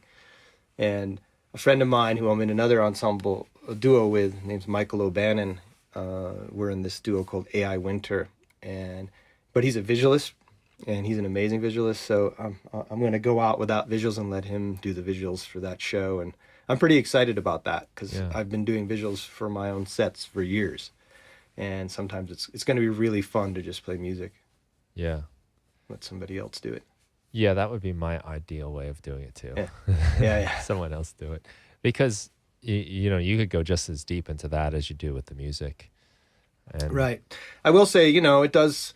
So back to the idea of like, if you're not going to do something where somebody can correlate what your hands are doing with what's coming out of the speakers, I think visuals is taking up that role, and you're seeing it everywhere now. Yeah. 5 years ago when I was playing out, you didn't see visuals much. Mm-hmm. Now, every show, even the littler ones, boutique shows have somebody showing up and doing visuals. So, and I think, I've read studies that say if there's visuals involved, their perception of the music is that they like it better. Yeah. Like if you drink out of a more expensive wine glass, the wine tastes better. Uh-huh. Yeah. Well, I've seen It's- people do it where the visuals aren't even connected to the music at all. Yeah. And it just helps. It's just something. But then again, there's another movement of people who are wanting to go again without visuals, who just want you to close your eyes and listen. Yeah. Okay. So it's the pendulum swinging back and Yeah. forth. Yeah, because I guess it does suggest moods and themes and yeah. Right. Hmm. Yeah. It's a Danger Will Robinson kind of a situation. You got to use it right, use Right. it correctly. Yeah, it's nice though, like you said, and there's a lot of cool stuff even like within Max for Live. I like what Isotonic does a lot with their World collection. I like that because I can just kind of throw a couple things on a couple tracks and then, boom, it does something. And I did that a lot. Yeah, they have some amazing devices. Last January, I was doing the January. I did it like every day where you make one jam a day, and I used that a few times just to create the visual. I only did it once this year, but I used the World Collection just to give it a visual. So what we need to do is do a show together, and I'll do your visuals, and you can do mine. Yeah, that'd be How cool, about right? I that would be fun actually. As someone that's like trying to learn visuals, like I'll do the visuals today. Like Exactly. just to get that experience, and now it connects with Link. I mean, yep, super cool. Yeah, I did a show. I did a house party with a friend, and we played this. There's a friend of mine. His artist name is the Aphonic, and we limited ourselves. We each had an analog 4, and we wrote this piece. And then we played this private party. And there's a band here by some of the folks who are in WMD called Nasty Nachos. They're awesome. They do these techno modular shows, and I did visuals for them, and it was like super fun. So it is fun. It has been an advantage to me as a musician to know visuals because I've had a couple opportunities where, because I knew visuals, I was able to do the show or had a bigger role in the show. Yeah. I played with the Boulder Laptop Orchestra 2 years ago, and I couldn't. They wanted to rehearse on like Friday mornings, and I had to work. So I said, well, how about I do visuals for all of your pieces that you're going to do? And they invited me to play a solo piece. So instead of me just sitting in the audience waiting for my solo piece, I did visuals for their night, and then I did my own visuals. Right. So I would say it's, if you can take the time to learn it to the point, it's like getting an Octatrack or something, right? It took me 6 or 7 months of working with it to get like virtuosity enough with it where I could just open the lid and put on the camera and do somebody's show. Yeah. And so it's a distraction for sure. But once you have that, it's just like it's like learning another synth. Like if you were to learn Serum, it's going to take you a couple months to get to the point where you're really doing some interesting stuff with it, right? If you did the same approach with visuals, you now have another little trick up your sleeves that might help you get into other shows. Yeah. Right. And like, once you learn it, you know it. Yes. It can really take it away from you. Yep. So, for me this year, I'm trying to make it with the APC 40 Mini more of an instrument. So it's more tactile and I'm not using the mouse as much. Uh-huh. Yeah. I like that. That's cool. And I think you can select the APC 40 inside of, it's got some kind of, I haven't really looked too far into that because I usually just do it through Live. Sure. But if you have Resolume 6, it has MIDI mapping configurations now.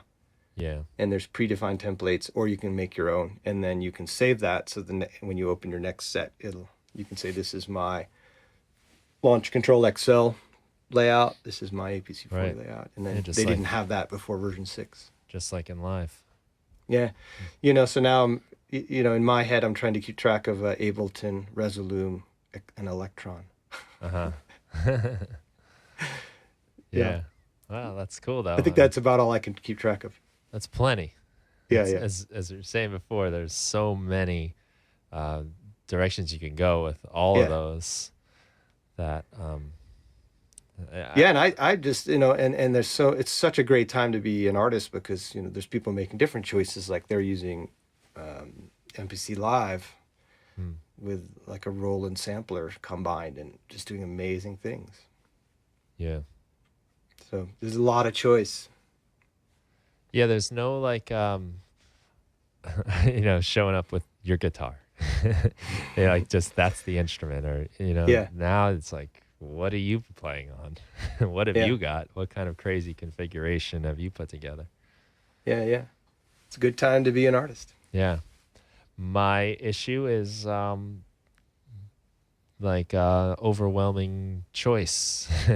Too many things, and to discipline yourself to just stick with one thing, ride it out. That's something I have to always kind of keep myself in line for.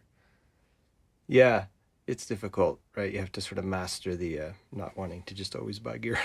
Yeah. Use what you have. But, it's taking a kind of a break from Ableton and coming back to it's been, pretty fantastic. I mean, just you forget when you're on hardware sometimes how much it's just like a big modular system in its own right that you can just arrange any way you like if you're using Max for Live and, make all sorts of, I really want to have 6 filters doing weird stuff all chained up for some reason. Okay, let's do it. Yeah. Resonator might be a better example. Frequency modulators. Mm-hmm. Yeah. I hear you. So like, I was playing lead synths at one point in a band. Yeah, I love that. Lead synthesist. I started using Live, and I had so many tracks that I could switch between, and I had the MPK 49.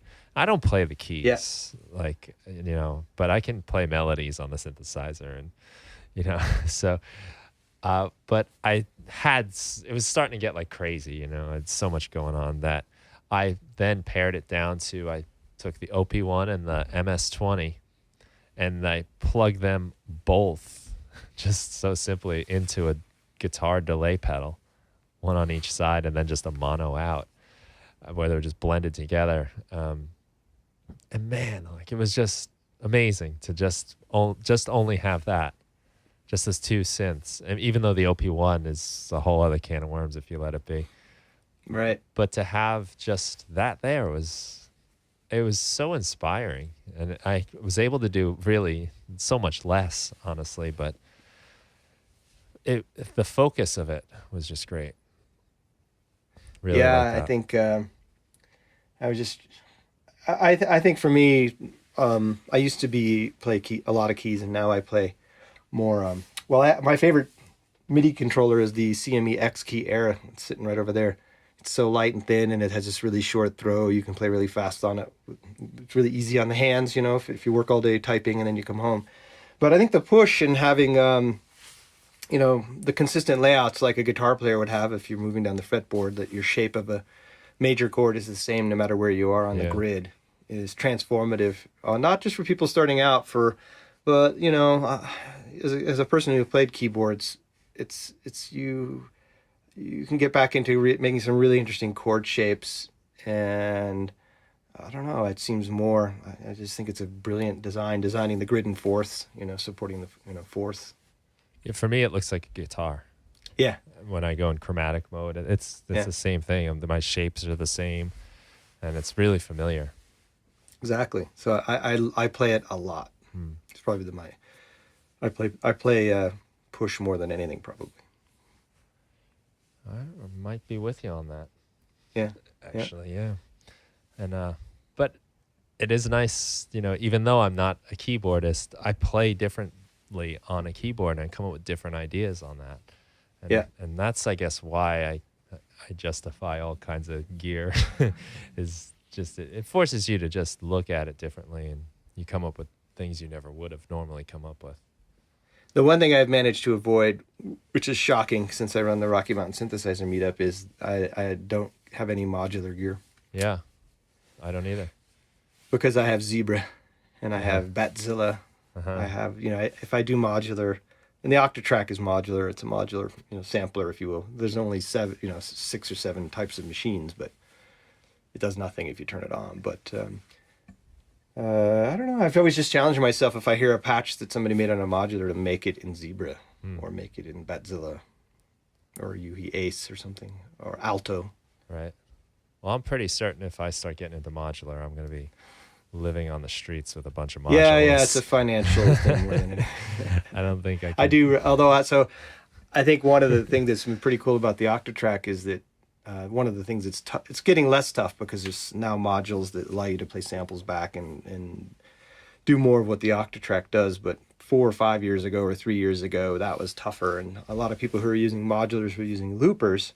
And so if I pair myself as an artist or musician with somebody on modular, I can live sample them into the Octatrack and sort of carry as they transition to their next patch, or if they're moving cables around. And so I love being an Octatrack sidekick, you know, wingman. You know, I just love that. It's really fun to do. It's same as with the carbon dioxide ensemble. I can live sample you, and then I can do something different, and then you can move on. Right. So your information gets kind of fed to you. And then yeah, but it comes out a little different, but it's the same, similar palette, so you know it's the same. And then do things like you're 2 movements down and you recall something you did in the first movement of the improvisation, which then steers it to a different direction. Yeah, that was a great live sampling. Great performance at one of the Ableton loops. I'll have to find the link because I can't think of who it was, but it was 2 guys. I think one was playing maybe a Fender Rhodes or something. The other guy had his own table with his push and a bunch of effects, and he was just feeding him stuff, and then he was taking it and doing stuff with it. And I've had a few chances to play in those types of situations, and it's super fun because you're doing like you know, your stuff with your Ableton sessions and all that, but you don't know what you're gonna get. You're getting like this new material, and it's always kind of a surprise. It's because like sometimes you can get very technical and you like kind of know what's going to happen before it happens. And as much as I love learning about theory and synthesis and sound design, sometimes that knowledge takes a little bit of the magic away. Yeah.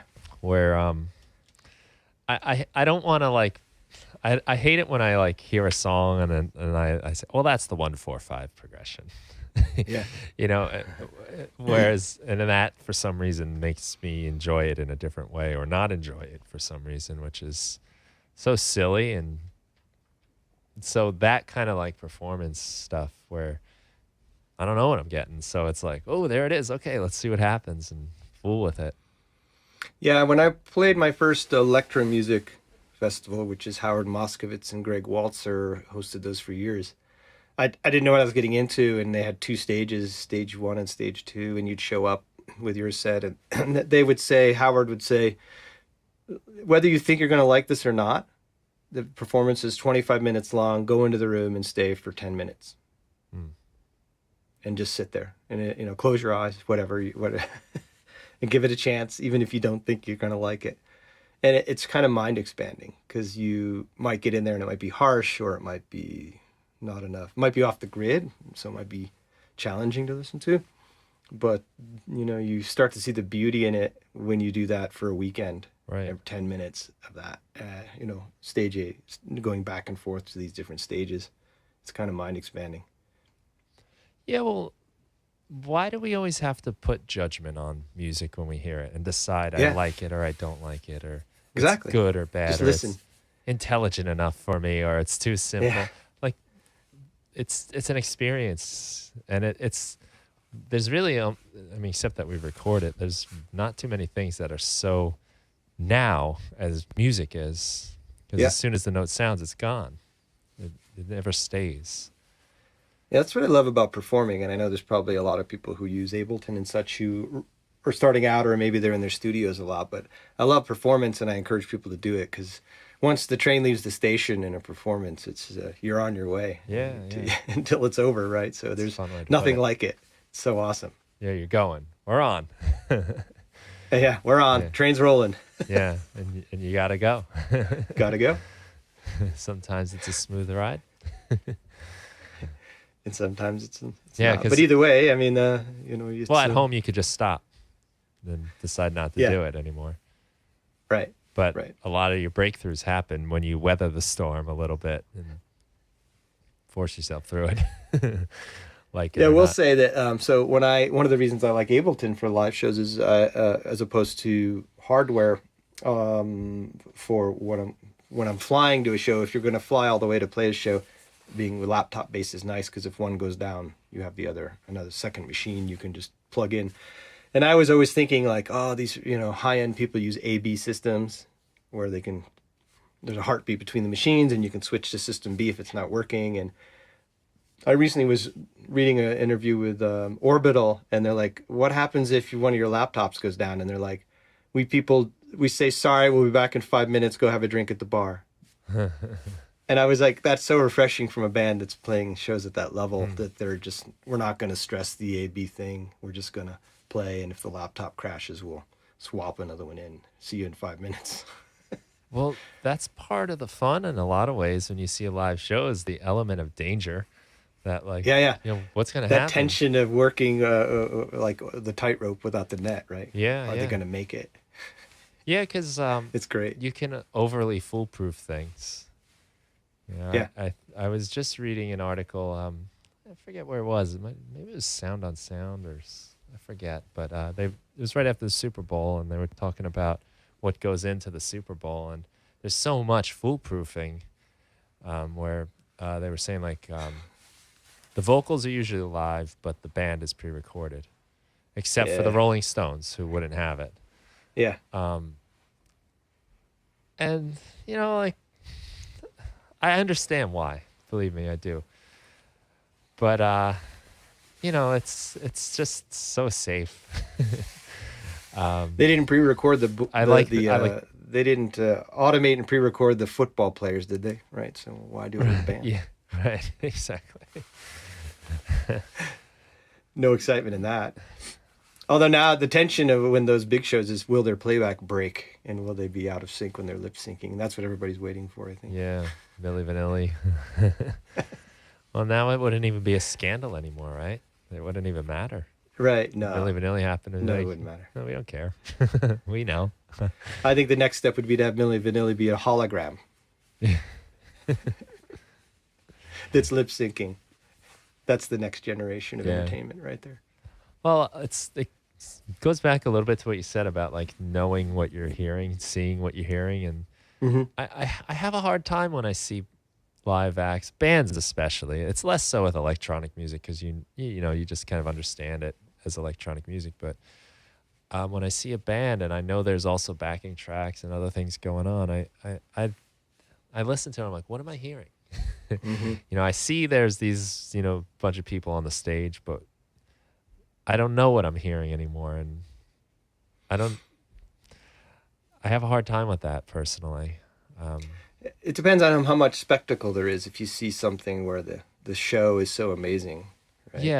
Yeah, of course. Then there's other then things you don't. too. Maybe you give them more leeway. Probably one of the coolest shows I've ever seen was the Trent Reznor's side project with his wife, the How to Destroy Angels. It was just this amazing visual show with these curtains with projections on 4 sides. Yeah, right. It almost looked like it was raining, right? Yeah. I think I saw some video of that. Yeah. I love what Trent Reznor does. He's yeah.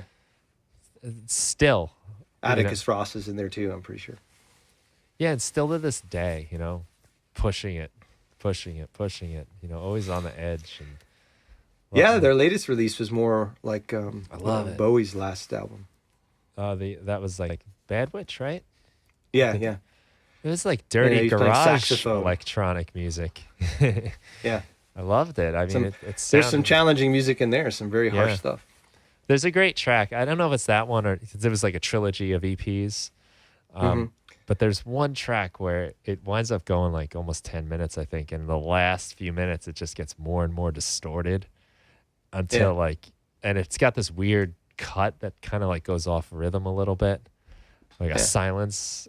But it keeps distorting it. And like, I just remember listening to it the first time. I'm like, wow, this is like going on for a while. They're just distorting this. And then it's like, it's still going. Yes. I'm like so happy that they're just saying, let's do this for 7 minutes. Just have you ever been to a noise fest? What was that? Have you ever been to a noise fest or a noise show? I've been to some pretty challenging things. But to be honest, it was really more before I was being a little more challenging with some of the stuff I was into. Denver has a kind of an international. It's called the Denver Noise Fest, and we didn't have it last year. But people come in from around the country, around the world to come to this show, and it's expected you're going to wear earplugs. It's a very visceral thing. Yeah, and it seems strange at first, but once you get into it, it's pretty amazing to be immersed in this harsh noise and light. And we actually opened for it with the Carbon Dioxide Ensemble. We were the most mellow act they had. Yeah. And we opened the second night, and it's just mesmerizing. And people are into it. They listen, right? So I think when we were playing that set, it was pretty amazing because we started and it was just the opening and people were starting to come in and we were sort of heads down doing our thing with the copper heart and the dry splintering everywhere. And I looked up and the room was just full and people were like leaning in and listening. And that was true for every act. So I think that's kind of something that's cool about, I'm hoping it's happening other places, but here in Denver and Boulder is no matter how challenging the work is, people are really listening. They're really leaning in. And I think that's fantastic. Yeah, I think it's a really special thing more and more these days to see live music of any kind. I asked my high school students this today because I was asking them if they could learn anything they wanted in school, what would they be learning? Because I'm going through Romeo and Juliet with them. Right. And I know no one is waking up being like, yeah, Shakespeare, Romeo and Juliet, like I can't wait. Yeah. Maybe because I show a lot of film and stuff to supplement it, but not because of what it is. And one kid said playing the guitar, and like that was something he wants to learn how to do. And I was like, it took till like the last period of the day for someone to say that too. And I was so excited. And I just asked the class, I was like, when was the last time you heard someone play live music in front of you? And they're like, on Spotify. I'm like, no. I mean, like with an instrument sat in front of you, whether it was at a show, whatever. When was the last? And like, one kid was like, I saw a concert in December, and no one else could tell me the last time they saw it. And when you think back to before recorded music, like you had to see someone play music to hear music. It's the only way it existed. And now we're just so opposite of that now. Yeah, and even when I was playing in bands in the '90s, it was a circuit, and there were bands out all the time. Even if you weren't playing that night, you would go see your fellow bands play, and 200-300 people were going into a club. Right. And I don't think that exists in that way. I think that's transitioned more to DJ shows. I know that in Denver, especially, there's big nights with DJs, which is great. I mean, it's a scene, but with just somebody playing an instrument, not as much. Yeah. Locally, not as many local bands in the circuit. It's happened around here. It's more like during the summer, bands will play in each little town, like their Thursday night concerts, and you'll see. So instead of bands playing like in a bar, that you'll see more of the bands at that level playing the community events. Mm-hmm. So that's nice. Yeah. Yeah. So maybe that's part of the spectacle too. It's like, wow, they're doing that. They're playing that live. That's crazy. They're making that noise. There's a fun how are they doing that kind of thing too that I think plays a part of that. Yeah. It's something I have to figure out. I think everybody has to figure out, like when I move forward with this show right now, it's how much do I play? Mm-hmm. How much, even though I'm manipulating a lot of stuff, is it being perceived as that I'm playing? Yeah. Oh, I've gone through that where I feel like I have to always be touching something. Yeah. And I've listened back to some like performances I've done, and I'm like, I'm just doing this to look like I'm doing something. It's not for the sake of the music. So I'm becoming more, after doing that for so many years, and this time I'm being more relaxed about it. I'm me too. Take more trying to be times where I'm, when I used to play live in bands, lead synthesist, right, I would look at the audience a lot. I'd have time. The guitar player would be playing, and I wouldn't be playing for 32 bars, and I'd look out at the crowd and smile at the people. And I feel like since I've been doing solo work in the first round, when I did it for the first 5 years, I was too busy making sure I was playing something or the rig wasn't imploding. Mm-hmm. Making sure everything's going. Yeah. So I'm looking forward from this year to maybe having more breathing room so I can look up. Yeah. That's maybe cool. Not be playing all the time. Right. Actually look at the audience again. That'd be weird. Uh-huh. Yeah. I need to put sunglasses on like you have. Yeah. That can help. Yeah. I made the decision, like I do vocals too. And like it would be more probably convenient and easy to have a headset. I have 2 free hands, but I there was something about holding the mic that I felt was like connected me a little bit more to what I was doing, and also the crowd, like it kind of was fun to like go in there a little bit and punk rock style, like get in there and like, you're doing your thing with the mic in your hand physically. Yeah, I sang lead in this band for half the songs, and I sang backup in the other half. And it's funny, when I first started off, I had like a headset for the first probably 2 years. I was in this band for 13 years. And just getting the Garth Brooks thing going is kind of horrific, right? You just get the big thing on here. And when I switched to the handheld and a wireless handheld, it was just, oh my God, this is fantastic. I can walk to the edge of the stage. I can work the crowd. I can have a good time. I can hold the mic out so people can sing. It's from a show perspective, it is so much fun to work with a mic that's just in your hand as opposed to having a headset. Right. Yeah, and I thought that was funny too, because I'm used to playing guitar with a mic stand, so I'm not holding the mic in that case. Right. But I guess there's like kind of a finesse you do with the mic stand a little bit when you kind of like you want to be with it. Dave Gahan from Depeche Mode and throw it up and spin it. Yeah, it's like a Steven Tyler thing. Yeah. I'd be afraid I'd like knock my laptop off this table. Yeah. Or wax someone with the iron bottom. Exactly. I got a cut on stage once over my left eye here. We were playing an open mic night. It was like man, it was like 2 a.m. We stayed out so late to play this for nobody, and but we were so excited when we finally played. We were like going nuts. I'm on my knees playing like guitar solo, and my bass player just swings around, didn't know I was there, and cracked me in the head with the headstock of the bass.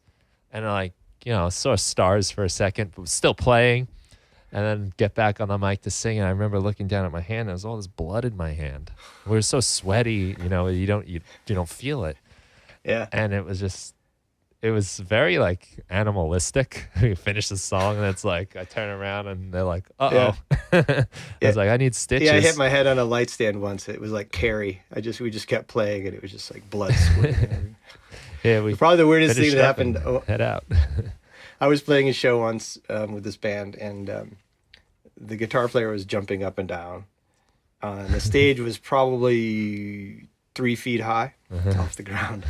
And he broke through completely, almost like a cartoon, like down to the floor, and fell over on his back. And he still kept playing with his feet in the hole. And he's struggling to get out. And he finally gets out. And just when I thought, okay, I'm not going to lose it, our bass player goes over and just stands in the hole, and now he's about 3 feet tall, just completely seriously finishing out the song. That's the part I miss about being in a band, as opposed to playing solo. Weird stuff happens. Yeah. Well, there is a special energy when you're with a couple people, and guitar's fun too because you move around. You're not stuck. Right. And yeah. But yeah, maybe we'll have to get a big synth band together. Yeah. 4 players. I think it'd be fun, but yeah, the confinement of the keyboard player or the live electronic person is a little unfortunate. I don't know. Keytars are the answer, but no, I used to play that back in the day, and my wife won't allow it anymore. So.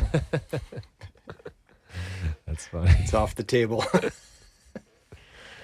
Hey, I think I need that new keytar by Korg. No, you don't. Nope. However, I know a guy who rocks the keytar. His name's Glenn Main. He got in the finals for Norway's Got Talent, and he made it all the way to the finals last year. And he's on Spotify. He does synthwave and like Jean-Michel Jarre covers and stuff. And he rules the keytar. Yeah. So it's all about possessing the instrument. I think so. Yeah. I think that goes with anything. Yeah. Own it. Right.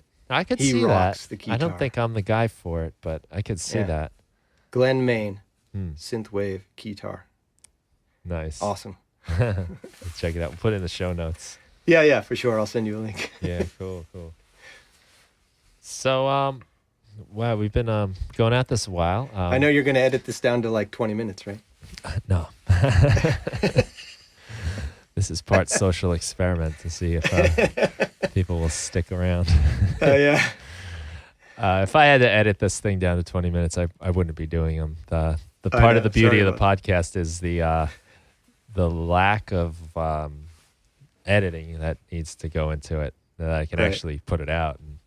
Right. Because so many things that we all do, like I'm sure to do your 2-minute track was probably days of your life. I think I totaled it up. Days. I think it was like 25 hours. Yeah, so that's a lot. Hard enough to find time to make music as it is. Yeah. Video editing is slow going. Yeah, and that's like another thing. Like for me, that's the bottleneck, and that's it's not what I want to be doing. It's like the side part, to get to the stuff I want to be doing. Sure, absolutely. But so what's next? What's in the horizon in the next few months? You got any fun things in store? Is it more studio work? Yeah, so I'll continue to play these boutique bohemian shows in Denver when I can, because they're super fun, and show up with the Octatrack or Analog 4, and getting ready to basically take this song and build it out to a 25-minute set with other songs I'm writing, so I can start playing that out, probably with visuals. So I'll be spinning up that show I used to do, but with new music and a more streamlined setup. So that I can fly with it and use 2 laptops. Yeah. Sonic Encounters podcast is just my improvisational soundscape work. So probably a few more singles this year, and a lot more live playing, because in the last 3 or 4 years when I've been doing improv, it's been much more low key, except for some of the ensemble play. I just haven't been playing a lot of solo shows. So I'm hoping to do a lot more solo performance, a few more singles, continue to run the meetup, which is, going gangbusters. And, Yeah, it sounds like an awesome community you guys have. Yeah. Yeah, and then just writing a lot of music. I think that's what I'm hoping for in 2019. Cool. Writing and playing. I love what you do with the podcast. It's a cool way to like release these ideas and these musical moments that you put together. Improvisations. Yeah, I like it because it's I don't know, it's live to tape with it's just I like that fact that it's I do a lot of improvisation, and some of it makes it to the podcast, and I hope it inspires people to do that, right? To do more live to tape work. Yeah. To tape in quotes, right? Live to some kind of virtual one-shot recording. Uh-huh. I was just I toured a studio in Denver that's all analog yesterday, and their whole thing is that, right? We're laying down live to tape. Nice. Like rehearse, come down, lay to tape, because it's expensive, and we'll go from there. So I think this idea is we're sort of returning to it, more live performance, even in recording studio sessions. Well, I've been playing with tape myself lately. I mentioned I have, before we started, I got my little micro cassette. I wanted to do some synthesizer sampling and making instruments with it, but I don't have a good way to get the audio off of the tape, thanks to this weird jack that I have no idea what it is. So I was miking it. But the speaker must be blown on this. So it's not really usable, but I am currently in the middle of a project of doing programming patches on the Prophet 6 and recording them to my reel-to-reel, and then building instruments out of that. And gorgeous. It really is. I mean, once things get kissed by the tape, I was pretty convinced, happens. and I was at the studio, and I played the new single just through their system, which is all analog. So all the circuits and the board itself were all analog. The board was from like 1974, and sounds pretty amazing. So something to it. It's an interesting thing, right, to go that route. And before I go, I just want to thank you for like your endless, relentless releases of awesome packs. I love them, and I use them. Thanks. Yeah, and you just keep going. I think it's amazing. You give so much sonic starting points for people to do their pieces. It's a real amazing thing you do. Thanks, man. I love doing it, and it's very inspiring for me personally. Like I said, I love sounds. So I mean, when I'm like right now, I'm doing this. I'm trying to get my February pack together for my club there, and I keep getting distracted. Like I'm making an instrument, then I've been playing this for 20 minutes. I need to keep building these things, but it's fun. I need to use them more myself, honestly. What's the name of your pack that has the really ancient instruments? Ancient. Well, there you go. Yeah. That one, I didn't do any of the sampling for that. That was Francois Banner. Still, though, who the work to rack it up is a lot. Yeah, but it was, he gave me an amazing collection of samples, and his work that he put into recording that and organizing those files it made it a lot easier that he went through all that trouble. But yeah, really cool, oddball, crazy sounds in there. Some of them are like more like almost like animal call instruments, which are really interesting, and they fun stuff. I was thinking about just using that pack to do a Sonic Encounters episode. Oh, just I'd love that. Yeah, load that up and see what I could do with it. That's a cool idea. I should do that. To direct to tape. I got to do more of that because I think you're inspiring me right now. I got the rest of the night. We'll both do a piece, right? Yeah. With your own pack. It's awesome. Yeah, cool. Yeah. Well, listen, thanks for having me on. Super great to talk to you. For everyone listening, you got to go to markmoshermusic.com. Correct. Or Modulate This, right? You said it's still Correct. connects All anyway. the URLs all go to the same place now. It's another thing I recommend is simplicity Yeah. as an artist. I Say agree. markmoshermusic.com, modulatetthis.com, sonicencounters.com. They all go to the same place. Oh, cool. Yeah, so that's Mark with a K, MarkMosher, music.com. Correct. Just so everyone gets that right. And I have Yeah. the show notes, so fear not. You can go into your device and find the show notes or go to the website for the music production podcast. And yeah, definitely you got to check out the work, check out Sonic Encounters, the blog, which I think you have listed as the Modulate This blog, but Yeah. there's so much gold in there, whether it's like about some of your performances or tutorials even, and There's lots in there on the Octatrack, just, ideas, example. I deconstruct some of the stuff I've done with it, with some tips. Yeah, it's like I said, it was when I first started like exploring blogs about like music production and electronic music and synthesis, like you were one of the first places I went to, and I Thanks, man. learned a lot. Yeah, it was a lot of fun. Yeah, thank you It's for nice that. to have it all in one place now, because I was doing trying to keep Yeah. post in 4 places or something. Right. But, Yeah, I think it's I nice to have it all in one home. I kind of feel that identity crisis thing Yeah. myself. Yeah. We all have that as artists, right? Yeah. What name we're going to release under this week? Well, cool. So- Well, thanks so All right, much. well, We'll thanks say goodbye again. to everybody. And Okay.